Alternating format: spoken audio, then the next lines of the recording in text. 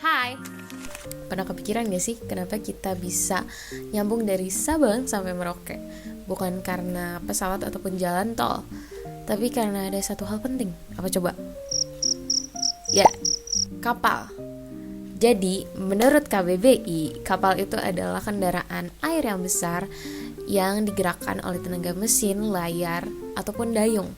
Jadi jangan pernah bayangin kalau misalkan kapal itu sebesar perahu kecil yang ada di game. No.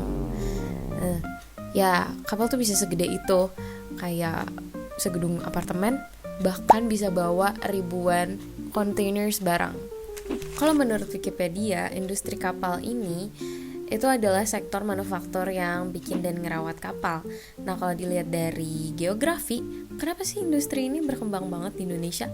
Ya karena kita ini negara kepulauan terbesar di dunia dengan laut sekitar 3,25 juta kilometer persegi. Laut itu kan salah satu sumber daya alam utama kita kan. Ya tentunya dari situ banyak banget potensi yang gede banget, dari perikanan, jalur pelayaran, juga energi lautnya. Ya artinya kita emang destined to be a maritime nation. Jadi wajar banget kalau misalkan industri kapal itu adalah salah satu hal terpenting.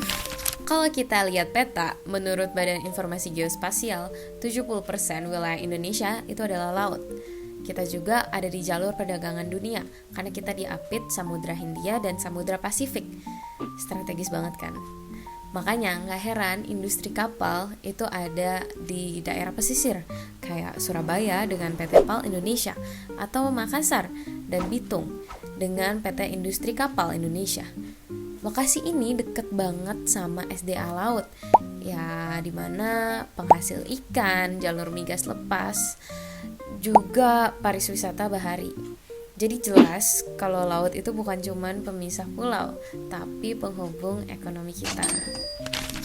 Nah, untuk Manfaat industri kapal tuh ada apa aja sih? banyak banget guys. Jadi menurut Kemenhub, 90% perdagangan Indonesia itu tuh lewat laut. Ya, jadi basically kapal ini jadi jembatan buat distribusi hasil SDA kita. Misalnya nikel dari Sulawesi, batu bara dari Kalimantan, ataupun ikan dari Maluku bisa nyampe ke Pulau Jawa. Nah, untuk dari sisi sosial, kapal tuh juga penting banget buat masyarakat pesisir. Nelayan butuh kapal buat nangkap ikan, bahkan buat ngangkut-ngangkut rumput laut juga garam butuh kapal kan. Nah, untuk dari sisi pariwisata, kapal persiar tuh ngebikin turis lebih gampang buat akses ke Bali, Raja Ampat, ataupun Labuan Bajo.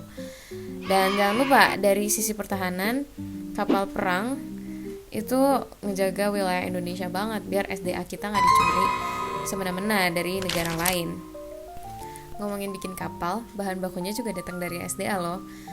Besi dan baja dari pertambangan buat bikin badan kapalnya, kayu dari hutan buat kapal tradisional, sampai fiberglass itu hasil industri. Nah, dari sisi geografi, lingkungan, ini PR banget jujur, karena kapal itu harus diproduksi dan dirawat tanpa merusak lingkungan tentunya. Makanya sekarang ada tren bikin kapal lebih ramah lingkungan, pakai bahan bakar besi dan sistem limbah yang lebih aman. Jadi SDA kita tetap bisa berkelanjutan tanpa ada pengganggu. Walaupun potensinya gede, menurut Journal Maritime Studies, industri kapal kita tuh masih banyak banget PR. Dimulai dari biaya produksi mahal, galangan kapal kita baru kepake kayak sekitar 40-50%. Padahal SDA kita lengkap banget, ya gak sih? Dari laut luas, bahan tambang, sampai tenaga kerja. Ya sayangnya pengelolaannya belum maksimal aja. Kayak punya harta karun tapi belum bisa dibuka petinya. Sayang banget kan? Kekuatan maritim suatu bangsa bukan cuma ditentukan sama kapal perang, tapi juga kemandirian industri kapalnya. Ya, dan benar banget kalau kita lihat dari geografi, posisi strategis, laut luas, SDA melimpah, semua itu belum bisa maksimal kalau misalkan kita belum punya industri kapal yang kuat. Tanpa kapal, SDA kita nggak mungkin bisa tersalurkan dong. Dengan kapal, laut bisa berubah jadi jalan raya terbesar yang ngehubungin kita semua dengan potensi-potensi itu. So, ingat guys, laut itu bukan pemisah, tapi penghubung kita.